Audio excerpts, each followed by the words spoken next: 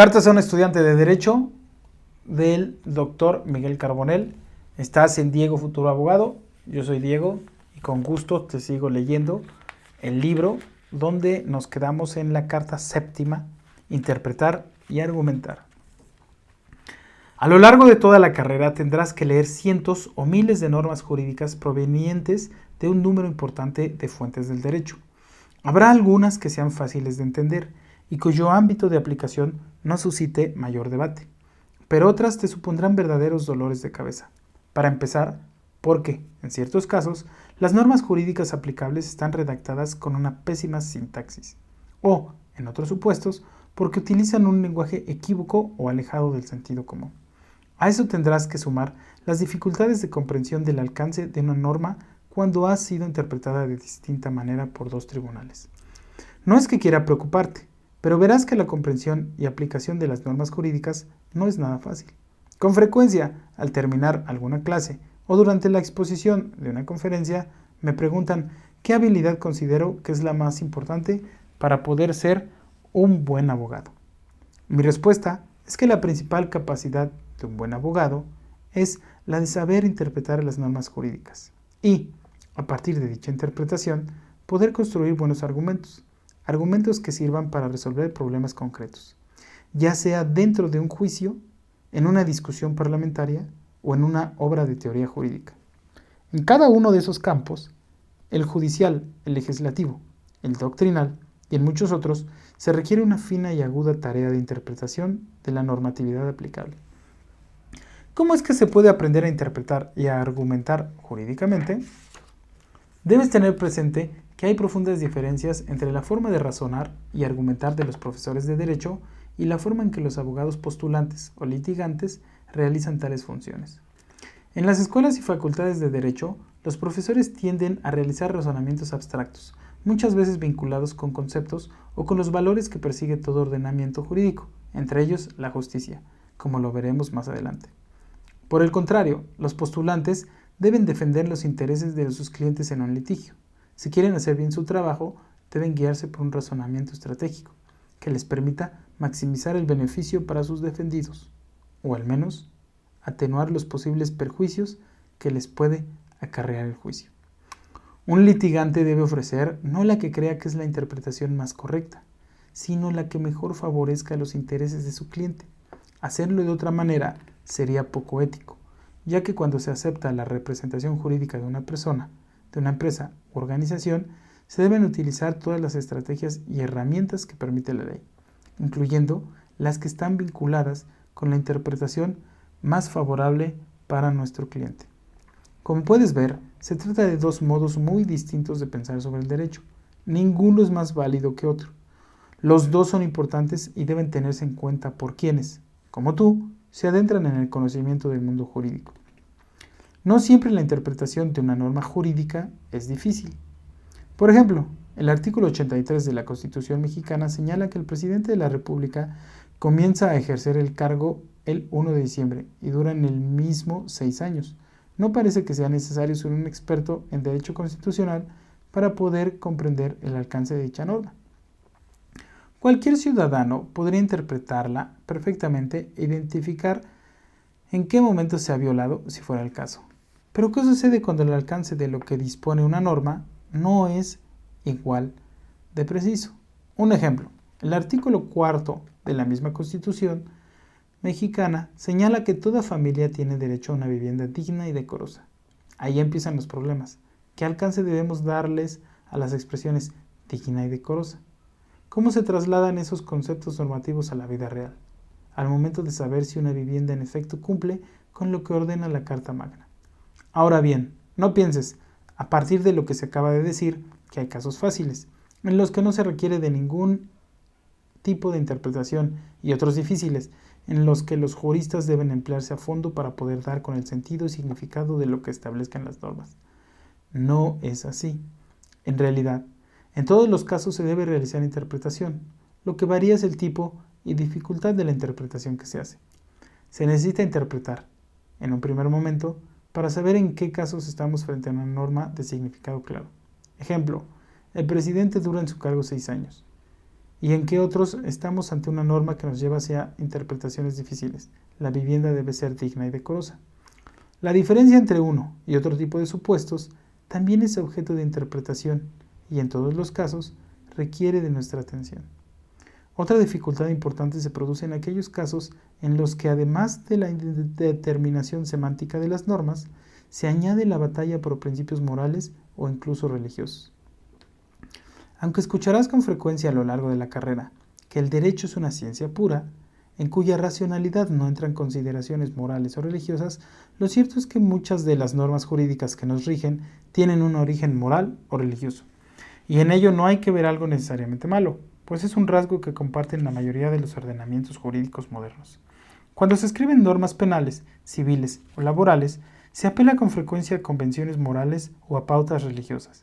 Citemos un caso concreto. En muchos países, el día de descanso obligatorio para los trabajadores es el domingo. ¿Podría alguien pensar que esa determinación no está ligada a cierta religión?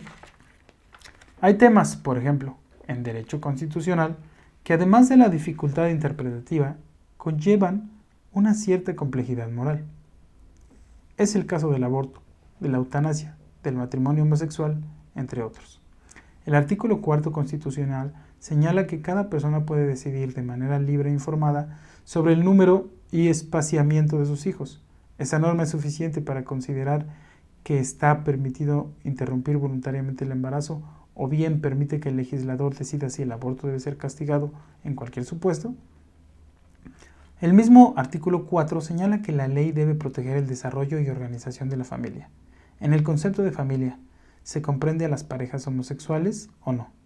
Esa determinación constitucional es suficiente para considerar el matrimonio homosexual como apego a la Carta Magna o simplemente requiere que el legislador reconozca una figura del tipo uniones civiles para las parejas homosexuales. En virtud de que las normas aplicables no ofrecen una certeza absoluta, muchas personas encargadas de aplicarlas apelan a razones morales, aunque a veces suelen disfrazarlas mediante sofisticados argumentos jurídicos. Ningún juez aceptará que sus sentencias están basadas en su propia moralidad, pero para un observador más o menos informado, eso es obvio.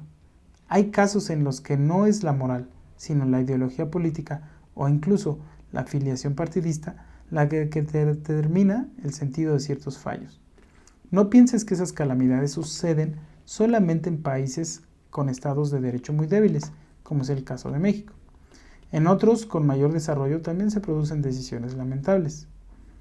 Un caso muy conocido con graves consecuencias políticas dentro y fuera de su país fue el de Bush versus Gore, decidido por la Corte Suprema de los Estados Unidos en el año 2000 con una votación de 5 contra 4.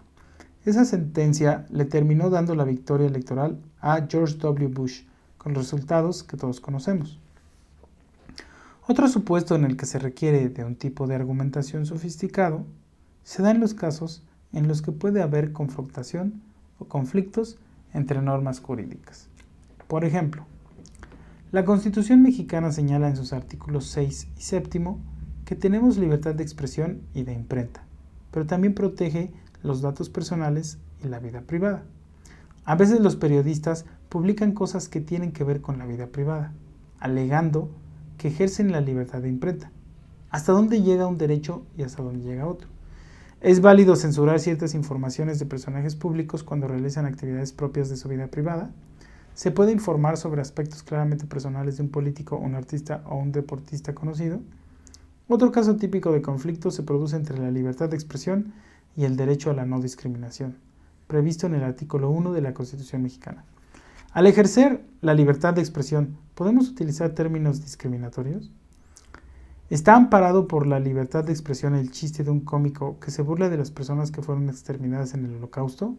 ¿O que hace mofa de una persona con discapacidad?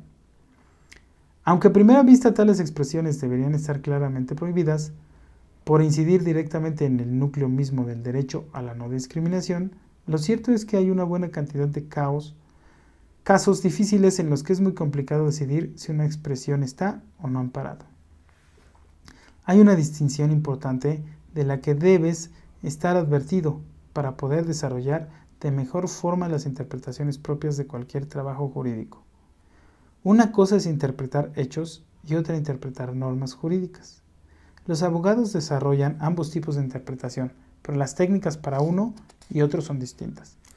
Por ejemplo, cuando se analiza si una persona cometió un delito, el objetivo del intérprete es encuadrar la conducta dentro de un determinado supuesto normativo, mientras que cuando se tiene que interpretar una norma jurídica, de lo que se trata es de desentrañar su significado y alcance, a fin de saber si resulta aplicable a un caso concreto.